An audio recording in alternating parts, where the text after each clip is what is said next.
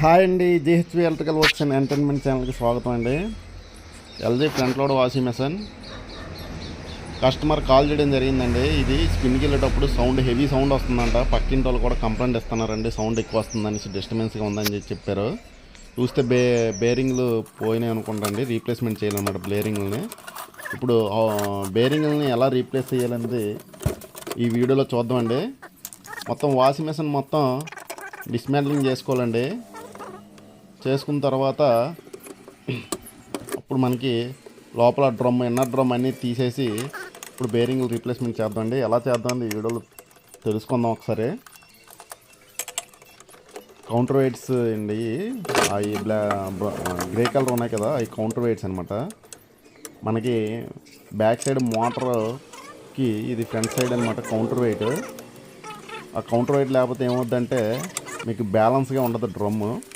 దానికోసం counter weight ఇస్తారనమాట. ఇది డోర్ బూట్ అండి, డోర్ బూట్ గ్యాస్ కట్ అంటారు.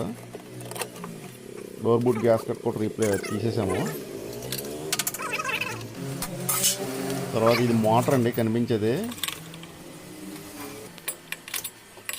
తీసేటప్పుడు లాక్ చేసుకోవాలి, లోపల బోల్డ్లు ఉంటాయి, బోల్డ్ లాక్ చేసుకుని తీయాలి. 16-17 బోల్డ్ ఇస్తుంది అది.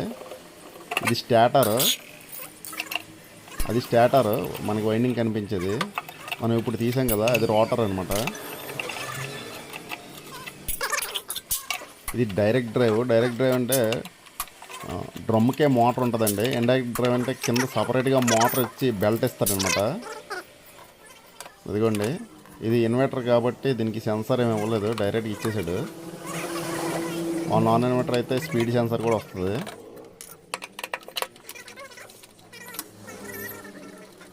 అది హీటర్ అండి కిందది. మనం ఇప్పుడు వైర్లు తీసాం కదా, అది హీటర్ వైర్స్ అనమాట తీసింది. హీటర్ దేనికోసం అంటే మనం టెంపరేచర్ పెడతాం కదండి, వాష్ చేసేటప్పుడు కాటన్లో పెట్టేటప్పుడు మనకి వాటర్ అనేది టెంపరేచర్ కావాలన్నమాట, 60 degrees అలాగా. అందుకోసం హీటర్ ఉంటుంది. ఆ హీటర్ ద్వారా హీట్ ఎక్కుతాయి అనమాట వాటర్. ఇది ప్రెజర్ సెన్సర్ అండి.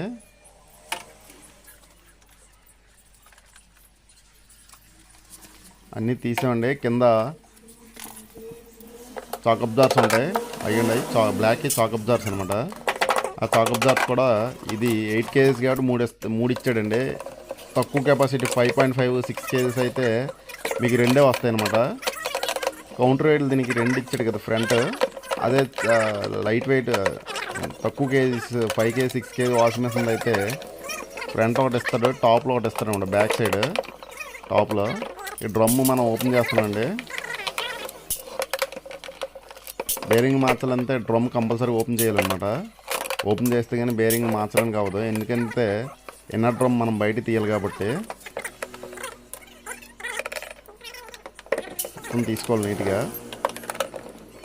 మళ్ళీ పెట్టేటప్పుడు కూడా మనం ఎక్కడెక్కడ ఏ స్క్రూస్ తీసామని నీట్గా పెట్టుకోవాలి. అది ఇన్నర్ డ్రమ్ము, అది మనకు కనిపించేది హీటరు. ఇన్నర్ డ్రమ్ తీసేటప్పుడు కంపల్సరీగా సాఫ్ట్ ఏదైతుందో ఆ సాఫ్ట్కి చెక్క పెట్టి కొట్టాలండి, చెక్క పెట్టి కొట్టాలన్నమాట. ఎందుకంటే లోపల వెనక బ్యాక్ సైడ్ మనకి బోల్ట్ ఓడదీసాం కదా, 16-17 బోల్ట్, దానికి సంబంధించిన థ్రెడ్ అనేది డ్యామేజ్ అయిపోద్ది. ఈ 6306 ఒకటి, 6305 ఒకటి ఇచ్చాడండి బేరింగ్స్.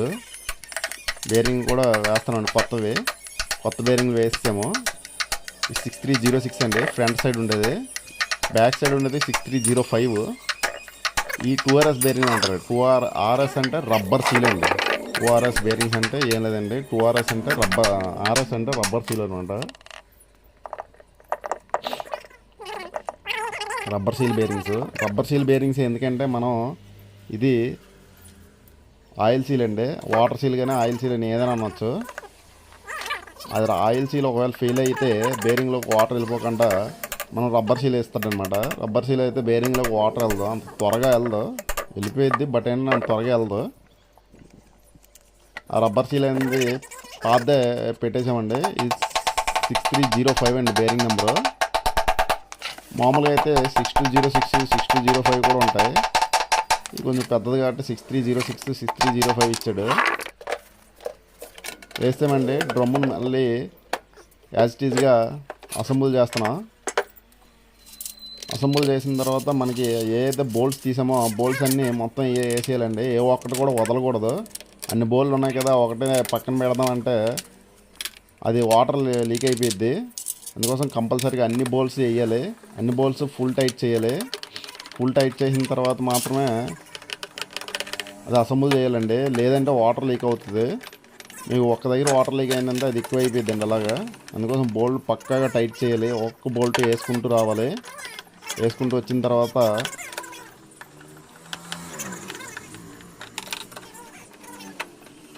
ఒకసారి చెక్ చేసుకోవాలండి, బోల్ట్ టైట్ ఫుల్ టైట్ వేసిన తర్వాత అన్నీ టైట్ పడ్డాయా లేదా, ఎలా ఉంది, ప్రెస్ అయిందా లేదా అనేది.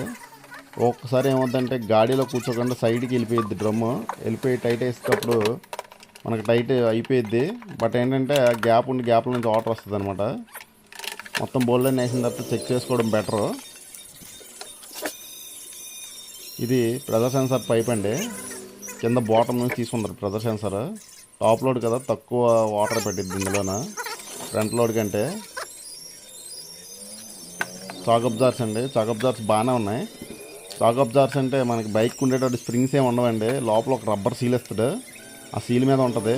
కొంచెం లైట్గా గ్రీజ్ అప్లై చేసుకొని మనం పెట్టేసుకోవడమేనండి చాక్ అబ్జార్స్ని. ఎందుకంటే మనం తీసేటప్పుడు ఫ్రీగా వచ్చేస్తే అది పోయినట్టుగా ఫెయిల్ అయిపోయినట్టు చాక్ అబ్జార్. తీసేటప్పుడు టైట్గానే వచ్చేయండి. మనం కొత్త చాక్ అబ్జార్స్ ఎంత టైట్ ఉంటాయో ఇంచుమించుగా అంత టైట్ అనిపించింది, అందుకోసం పాతవే వేసాము. మ్యాక్సిమం ఎల్జీకి వచ్చేసరికి చాక్ అబ్జార్స్ అంత త్వరగా ఫెయిల్ అవ్వండి.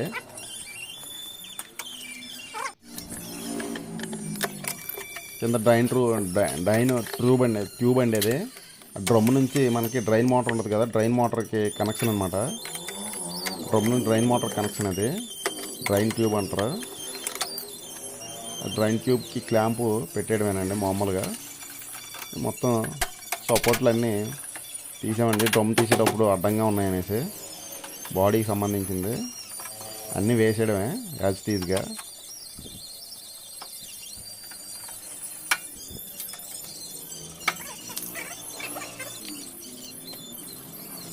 కౌంటర్ వెయిట్స్ అండి, కౌంటర్ వెయిట్స్ మనం ఏవైతే తీసామో ఈ యాజిటీస్గా పెట్టేయడమేనండి. తీసేటప్పుడు డైరెక్షన్ గుర్తుపెట్టుకోవాలి, డైరెక్షన్ పెట్టుకొని తీయాలన్నమాట. పెట్టేటప్పుడు సేమ్ అదే యాజిటీస్ డైరెక్షన్లో పెడితే సరిపోతుంది. రెండు ఉంటాయి, రెండు ఒకే విధంగా డిజైన్ ఉంటుంది, కాకపోతే ఒకటి లెఫ్ట్ ఒకటి రైట్ వస్తుంది అన్నమాట. ఈ కౌంటర్ వెయిట్ ఎందుకంటే నేను ముందు చెప్పాను కదా, బ్యాక్ సైడ్ మనకు మోటార్ ఇచ్చారు కదా డైరెక్ట్ డ్రైవ్కి, ఆ మోటార్కి కౌంటర్ వెయిట్ అనమాట ఇది. ఆ మోటార్కి కౌంటర్ వెయిట్, మోటార్ వెయిట్ ఉంటుంది కదండి, ఆ వెయిట్కి ఈక్వల్ వెయిట్ ఫ్రంట్ సైడ్ ఉంటుంది. ఉండేటప్పుడు ఏమవుతుందంటే మీకు డ్రమ్ అనేది బ్యాలెన్స్డ్గా ఉంటుంది స్ట్రైట్గా 90 డిగ్రీస్లో. ఒకవేళ అది కానీ లేకపోతే ఏమవుతుందంటే డ్రమ్ కొంచెం టిల్ట్ అవుతుంది. టిల్ట్ అయ్యేటప్పుడు మనకి డోర్ గ్యాస్కెట్లు పోవడం కానీ అలా జరుగుతూ ఉంటుంది. అందుకోసం కౌంటర్ వెయిట్ ఇస్తారు కంపల్సరీగా. ఈ మోటార్ అండి, డైరెక్ట్ డ్రైవ్ మోటార్ ఇది పెట్టేసామండి.